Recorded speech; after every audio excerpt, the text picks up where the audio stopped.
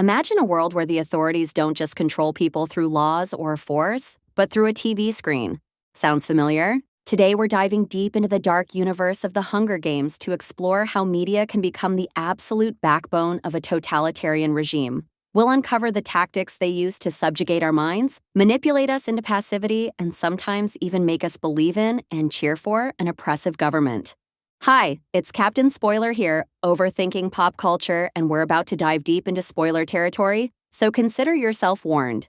Media is an invaluable tool for influencing people. How adept politicians are at navigating, or even exploiting, the media landscape often dictates not only whether their agenda gets noticed, but also if they ever seize power. In the hands of a media-savvy leader, the press, television, or social media can become a potent instrument for consolidating power and entrenching their position. That's why a healthy democracy hinges on pluralism and truly independent media. Unfortunately, it's also why media frequently turns into a key weapon for authoritarian systems, both the imagined ones, like in The Hunger Games or Orwell's 1984, and the very real ones we see today. Whoever controls information and skillfully manages public sentiment can capture human hearts and minds so completely that they secure power for years. They can silence, weaken, or even ridicule any opposition. This isn't a new concept. It stretches far back in time, long before the first forms of media. The emperors of ancient Rome already knew this, expertly using public spectacles like gladiatorial games to diffuse social tensions, distract from real problems, and flaunt their might.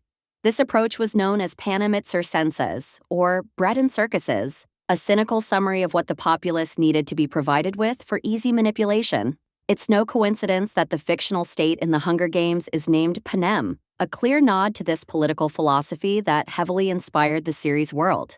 The advent of the printing press, followed by television and then social media, simply provided technological means to influence human minds even more effectively. Through carefully crafted information, attention-grabbing media spectacles, and strategically deployed entertainment, politicians gained powerful mechanisms for image building and winning over crowds. In the hands of oppressive and totalitarian regimes, these became dangerous tools for control, manipulation, maintaining the status quo, and brutally suppressing dissent. Here are 5 key ways media can build and sustain authoritarian regimes, methods the Panem authorities mastered to perfection. Make everything about that. What kind of dress is she going to wear? Floggings. What's the cake going to look like? Executions. Who's going to be there? Fear. Blanket coverage. Shove it in their faces. Show them that she is one of us now. In Panem, like in many other authoritarian systems, the state demands absolute control over the content people receive. Television is entirely subservient to President Snow. He and his inner circle decide what information is conveyed to citizens, how key events are interpreted, and even how entertainment programs are structured, because they, too, serve the regime's goals. The state holds a total monopoly on truth. It's the sole source of news and entertainment, allowing it to shape narratives in any way that's most convenient. Most Panem residents have no access to other media that could offer competing perspectives or expose government actions. There's no local press, independent television, or social media where they might encounter inconvenient truths. Everything Panem residents know about the world and current events comes from one state-controlled source, presented to glorify the regime and all its actions. We only see an alternative message emerge in the third film, when the rebels from District 13 start producing their own propaganda and transmitting it. The Capitol, of course, frantically tries to combat this by jamming and interrupting broadcasts. Censorship in Panem is so absolute that severe penalties are imposed not only for spreading inconvenient information, but even for symbolic gestures or emblems that could be associated with resistance. Yet, official information channels are only one piece of the puzzle. Despite censorship and grave danger, brave individuals still secretly work against the government. Decades under President Snow and his predecessors gave Panem's inhabitants ample time to devise creative ways of transmitting information, such as using mockingjays to pass coded messages. A kind of information arms race exists between the regime and disobedient citizens. For every secret communication channel eliminated or infiltrated, new ones quickly emerge. And every tool the government uses to spy on its citizens will sooner or later be used against it. The problem is that even the most creative rebel information carriers have limited reach. State television, however, is not only ubiquitous, but practically mandatory. We see district residents being marched under guard to town squares to watch key broadcasts on large screens. In the Capitol, receivers automatically turn on when the authorities have something to convey, and programs come with compulsory viewing notices. The omnipresence of government propaganda and the long absence of any real competition make it incredibly difficult to escape the worldview crafted by the Capitol. Many, whether they like it or not, soak it in. In some cases, this leads to unwavering belief in the system and support for Snow. In others, it cultivates a profound sense of hopelessness and helplessness from constant exposure to messages about the regime's invincible power. The Capitol's control over media in Panem grants it unlimited power over citizens' imaginations, opening up further avenues for manipulation. Unless, of course, Peter, you think that perhaps she's being forced into saying things that she doesn't even understand. Selecting information is just the beginning. Panem, like many other totalitarian regimes, fabricates its own version of reality. Through the media, President Snow crafts a world narrative that perfectly aligns with his political objectives. Capitol TV eliminates or discredits all alternative viewpoints. The only accepted truth is what the authorities declare. Presenters like Caesar Flickerman routinely distort facts, invent convenient interpretations for events, and undermine opponents.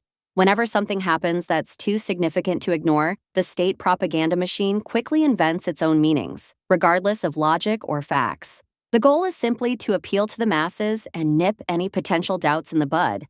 This is vividly shown by the authorities' imposed reinterpretation of what happened at the end of the 74th Hunger Games. When Katniss and Peeta, the last tributes, threatened joint suicide, they effectively forced a rule change. Combined with Katniss's other symbolic gestures, many district viewers saw this as a definitive act of defiance, a refusal to play a humiliating game that turned human suffering into a spectacle.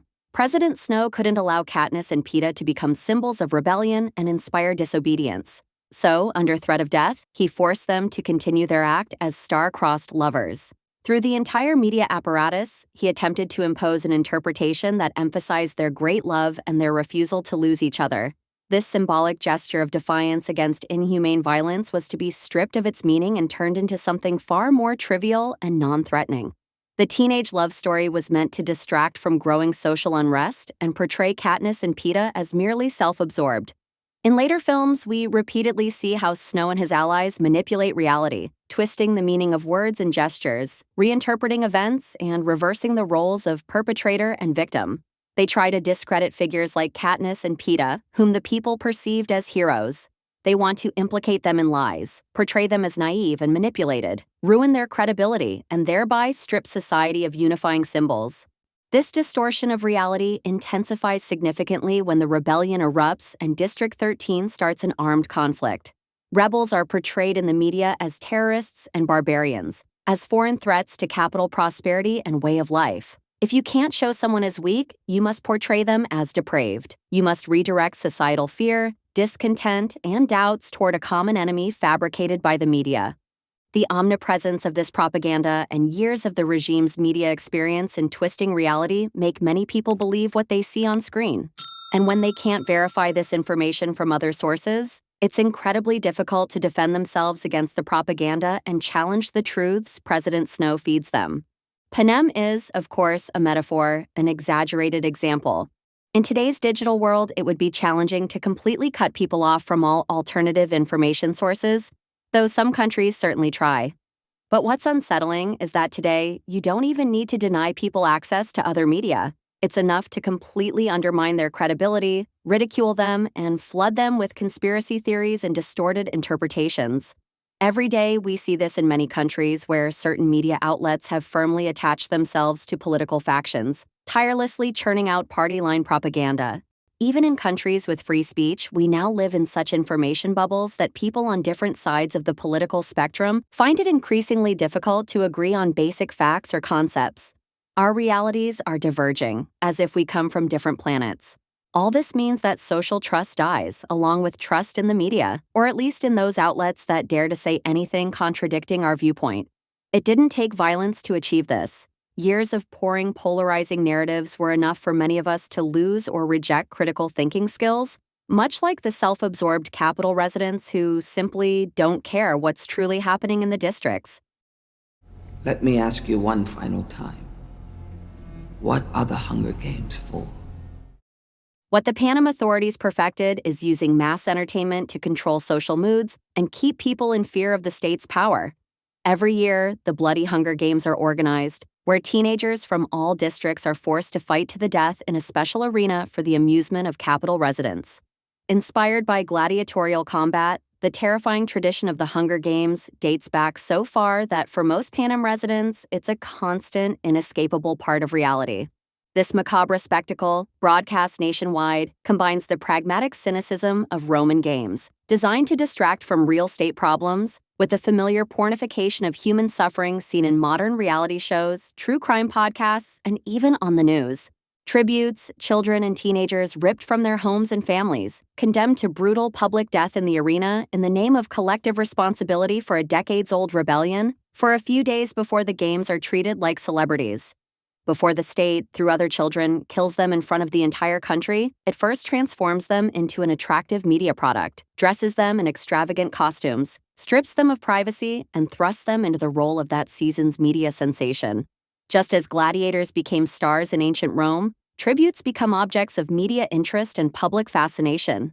But this media machine, which grinds them up for public amusement, doesn't actually care about them. It merely creates artificial shells designed to appeal to the audience.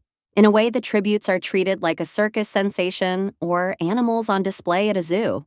Orchestrated performances, dramatic makeovers, and trivial stage chatter are all designed to transform these terrified children caught in an impossible situation into appealing game participants to root for. Their fear, raw emotions, life or death moral dilemmas, and ultimately their brutal deaths all become elements of a spectacular show that, year after year, provides entertainment for the wealthiest elites, while cyclically humiliating district residents and keeping them in a state of fear and helplessness. Exploiting such brutal content, capturing every tear from a tribute's cheek, reducing their suffering, fear, and death to mass entertainment desensitizes Panem residents to violence. It normalizes it and permanently integrates it into their reality as something inevitable. Despite being put in the spotlight, tributes, in the eyes of Capitol viewers, aren't entirely real people. They resemble characters from some macabre TV show, exciting but rarely eliciting true empathy. It's easy to forget you're dealing with real humans thrust into extreme conditions because the elaborate media spectacle built around it derealizes the entire situation, making it somewhat abstract. But behind the Hunger Games lies more than just entertainment and lucrative business. It's a deeply cynical use of the masses' appetite for unsophisticated entertainment to deepen social divisions and maintain power. Imprisoned in the arena, killed and forced to kill, tributes are dehumanized. Capitol elites not only fail to see them as real people, but subconsciously form negative opinions about all district residents based on them. After all, if even teenagers from these alien communities are capable of such horrific acts shown on TV, what a terrible, degenerate places the districts themselves must be. The games are meant to justify the exploitation of the districts in the eyes of the elites, emphasizing the foreignness, exoticism, and moral corruption of people outside the wealthy capital. And these bloody spectacles, full of violence, are designed to desensitize viewers and prepare them not to protest when the government brutally suppresses any signs of resistance in the districts. After all, if district residents can be killed for fun in an arena, why would killing them in their own cities in the name of the president's higher goals be wrong? So watch, all of you. This is what happens when you challenge the Capitol's rule of law. Public executions serve a similar purpose. There's a macabre entertainment element to this as well, something medieval Europeans understood, treating executions as a tool for controlling public sentiment, similar to the games in ancient Rome. However, the primary function of broadcasting executions in Panem is to intimidate district residents. The media aims to convince them that resistance is futile and that violating the rules will be met with inevitable and severe punishment. Public executions emphasize the regime's omnipotence, showing it will track down and punish all signs of rebellion. They are designed to crush the spirit of district residents and convince them they can never win against the system, plunging them into a sense of hopelessness and helplessness that robs them of their will to act and causes them to passively endure violence, hunger, injustice, and the kidnapping of their children for years. Such macabre spectacles aren't exclusive to fictional states like Panem. similar events have occurred or are still occurring in the real world. For example, in China, state television once broadcast the executions of drug gang members. Show trials where people presented as enemies of the system are sentenced to long years of hard labor in penal colonies serve a similar intimidating function. The Soviets eagerly used them, and today, regimes in Russia and Belarus continue this shameful tradition. Holding her hand, Glorio, introducing her to people, you make it look as if we're one and the same as those animals. All of this constantly deepens the divisions between capital and district residents. Each side views the other with distrust and disgust, unable to understand each other's experiences and realities. The media, by imposing the capital elite's narrative and viewpoint, further exacerbates these divisions, actively dehumanizing both ordinary district residents and the rebels who rose up to fight. But the rebels aren't innocent either. Their own propaganda and President Coin's morally questionable decisions also aim to portray President Snow and those who support the regime as even worse than they truly are. Their goal is to convince as many people as possible of their cause, not only with inspiring films featuring Katniss, but also by twisting facts, provocations, and dehumanizing the enemy. And this propaganda clearly works. Just look at Gale, who is ready to blame even random people for simply trying to survive within the system instead of actively rebelling and risking their lives. This kind of information warfare can cause immense damage, destroying the last remnants of trust between different groups for years or even decades. It makes it harder to find common ground, heal symbolic wounds, and collectively build a reality where everyone is equal. The Hunger Games perfectly illustrates how crucial media and spreading propaganda is to a totalitarian regime. Disinformation, censorship, fear-mongering, audience manipulation, and deepening social divisions all play a huge role in the rise and maintenance of regimes like Panem under President Snow. But for us, living in an era of digital disinformation, there's also a vital lesson to be learned. In a time of fake news, algorithms that trap us in bubbles, media polarization, and omnipresent propaganda, awareness of these threats is paramount. The story of Katniss Everdeen and how capital media treats her should inspire us to think critically, verify information, and draw from diverse sources, because that's the only way we can truly defend ourselves against manipulation. Thanks for watching. Don't forget to subscribe and watch this awesome video next.